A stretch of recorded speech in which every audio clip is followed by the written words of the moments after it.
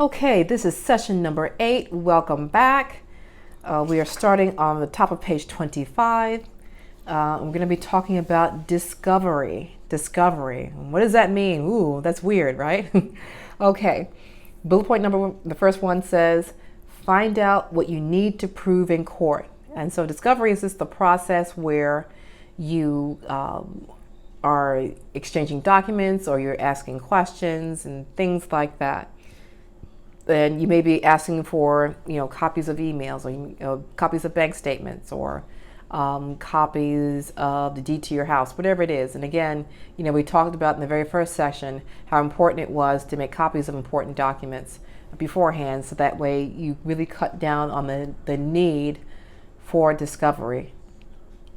Okay, and before you do discovery, you want to find out what you need to prove in court, because that really drives what you ask for and the type of questions that you send to your soon-to-be ex, right? And again, a lot of times, hopefully, this is something that's just very simple. But if you're trying to prove fault, if you're doing anything other than something that's called, irreconcilable differences, in Texas, it's that's what it's commonly known as. It's kind of no-fault divorce, right? And all 50 states have no-fault divorce. And so, but if you're at a point where you're trying to prove fault, you're trying to prove he had an affair, you're trying to prove that he did some type of fraud, something like that, then you really need an attorney. That's what I would suggest. But if not, if you're just kind of doing the no-fault way, then that becomes kind of less important. But you still want to know what you need to prove in court. Say, for example, if you're not trying to prove fault, but you want to say that you're for a while at least, your husband should not have overnights with your kid. If you have that situation going on for whatever reason, he's not attentive, or sometimes he has swing shift, or whatever it is, whatever your concern is, then that kind of drives what documents you need. So if you're saying that, it's not safe for your kid right now to spend overnights, then you want information regarding maybe his work schedule, or you want, he has information about, the times that, he left your kid at the 7-Eleven and forgot, he was there, for 2 hours, the kid was there, whatever it is that you're trying to prove. That's what I mean by need to know, find out what you need to know to prove in court. And you really do that through the form books. The law librarian would help you to, if you have a special request like that you want to include in your petition for divorce, then, the law librarian would help you to find out what the proper form is that you need, and any type of articles or explanations of what you need to prove in order to have the judge agree with you and have that situation put in place. Also, discovery process is the best way, or one of the major ways to find out what you got and who you owe, right? What you got and who you owe. Remember, again, we talked about in the first session, make copies of documents anything that you consider to be an asset and anything you consider to be a debt. So again, find out what you got and who you owe. And so most of the time, for most people, there's something called, or something similar, usually in your state, that's called an inventory and appraisement. So in inventory, you just take an inventory of all the assets and debts that you have. In appraisement, you're assigning some type of value to the asset.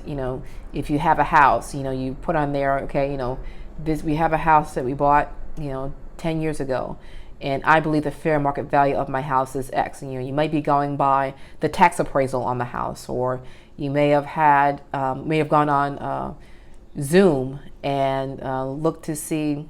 Zillow. Zillow, Zillow. You might have gone on Zillow and and looked up to see what they believe, or Realtor.com, and looked up your house and looked to see if they assigned a value to it. However you're doing that. You may have had, called up and had a good friend who may be a realtor and gotten their opinion, whatever it is, whatever you're basing it on, you usually put it on that form.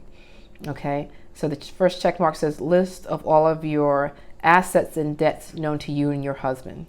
So that way the next check says there's no surprises after the divorce. So you especially, again, want to make sure that you know what's going on as far as debts are concerned, because you don't want some creditor coming after you 2 years after the divorce saying, well, you guys were still married, if you're in a community property state like Texas, and they say, you know what, well, you were married at the time that he signed for these debts, he signed for this stuff, and so we don't think we're going to get anything out of him, so guess what, we're knocking on your door, and you don't want any surprises, so you want to make sure you know what's out there. Okay, number 2, formal disclosure. So that's kind of more of an informal, the inventory and appraisement, or it can be a part of the formal discovery process. But number 2, it says formal discovery process. There may be a list, or the first check mark, list of questions you have to answer. So he may send you some documents, a list of questions. In Texas, it's called interrogatories. They send you a list of interrogatory questions that you have to answer. Usually have like a deadline of usually like 30 days to do it. He may also send you a list of documents requested, maybe bank statements, retirement accounts information, stuff like that. He'll say, please give me a copy of your 401k. Please give me a copy of your, defined contribution retirement plan at work, whatever it is. And so you want to make sure, again, you usually have 30 days to do that. A lot of times you can ask for an extension, especially, if you're getting information from a third party like a bank, because sometimes, they take forever and a day, or sometimes they actually lose your request and you have to ask them again. And so you just know you may have to ask for more time. Okay, next one says, again, you usually have 30 days to answer. And again, you could also send him questions, and in the form books, they would have, routine questions to ask if you're, asking for, full custody instead of joint custody. If you're asking for more than 50% of the house, why are you doing that? Because, you haven't worked outside the house for 10 years, and, you need more of that, more of cash or more of that asset because, you've sacrificed and stayed home. Whatever that situation is, there are usually like usual questions that you can send to your soon-to-be ex for him to answer, or usually a list of documents that you need to send. And again, discovery process is you finding out what you got and who you owe, so that you know what you're dividing, so that you understand the whole pie. Okay, this is our assets, these are our debts. You look at both of them and you see, and hopefully you end up in the plus column when you take your assets and you subtract your debts. Hopefully there's still something left, and that's what that's the estate that you have.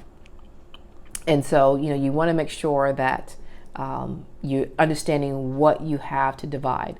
And again, you need to understand what debts you're dividing to, because you want to try to keep that at a minimum as you can for yourself anyway. Now, what's this little bit sticky here is the second to last check mark. There's usually a list of objections to many other requests for answers or documents. And again, if you get to this point and he's sending you discovery requests, whether they be asking for documents or questions that he wants you to answer, the last check mark says usually people need an attorney to help them through this process. Because if you ignore them and go beyond the time that you have to answer them, and you don't raise an objection, you usually waive it. And you don't want to do that. You don't want to waive any objections that you may have. If he's asking you for, I think you have it, I think you've been having an affair with, Joe Schmo down the street, and I want to seize your computer, and I want, copies of all of your telephone bills for the last 15 years, all that stuff. You're like, wait a minute, you want me to get bills for the past 15 years? So you want to have some objections that you need to raise. It's not to say you're not going to give him anything, but if he wants documents from 15 years ago, you may not have that, and your telephone carrier may not have documents going back that far either, or records going back that far either. And you'll find that too true with bank statements. A lot of banks, they go back 18 months and that's about it. Sometimes they go back a little bit farther if you do a special request and they do a search and you actually pay for that.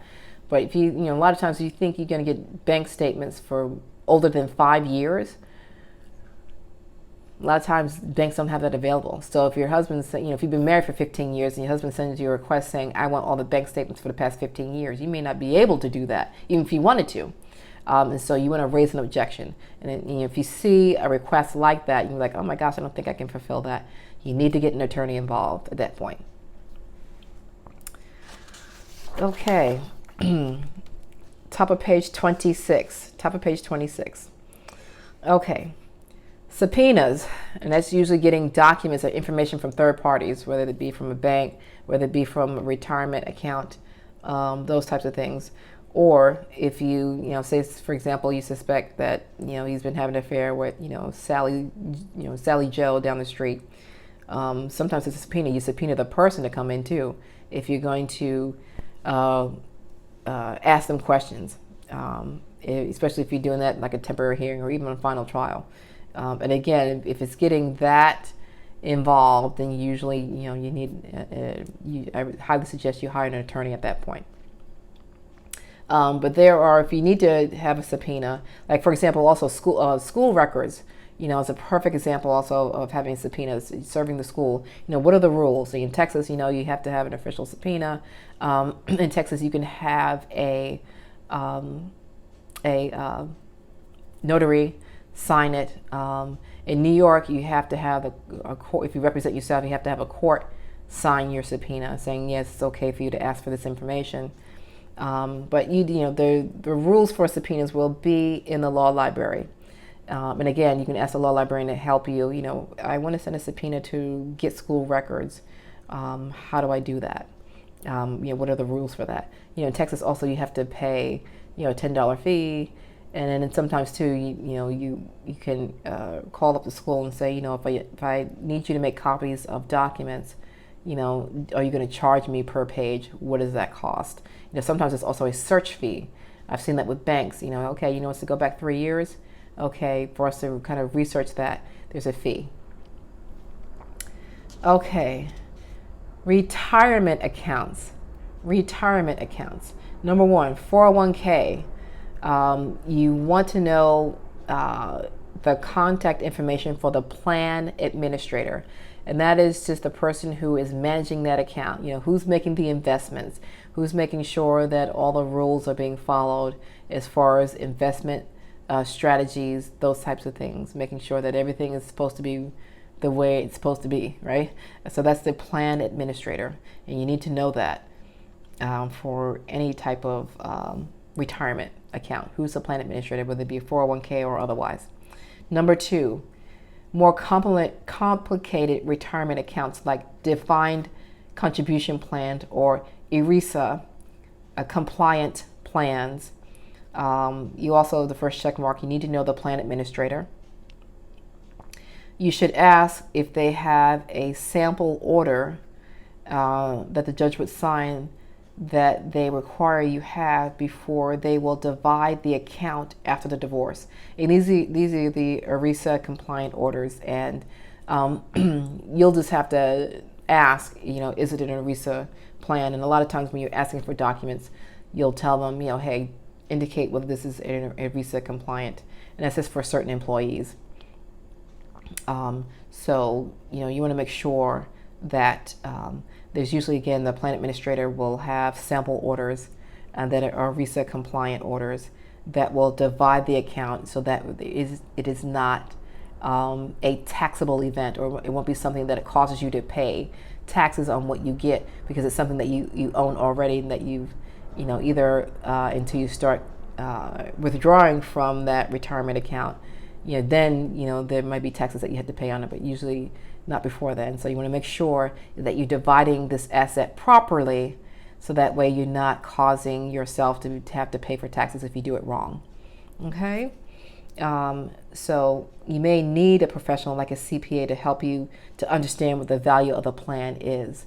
And so just know that, again, if you have that much in assets and you guys are really fighting over that, then, or if it's a complicated formula, I know for people who are in the military, it is so difficult to figure out what the retirement value is, present day value is. A lot of times you may need a CPA or someone who is experienced in understanding and determining the value, and it may be a certain type of CPA that you need depending on what type of plan. But I know folks who are in the military, it is very difficult to figure out what formula the government is using to determine what the present day value of that plan is. Okay, that's not to scare you. It's just for you to understand and things to think about and understand if you have those types of assets to divide. And again, if they're substantial, then I would highly suggest that when you get to this point, at least if you've gone this far by yourself, you may want to get an attorney involved. Okay, that is the end of session 8. You're doing so good. Let's move on to session 9.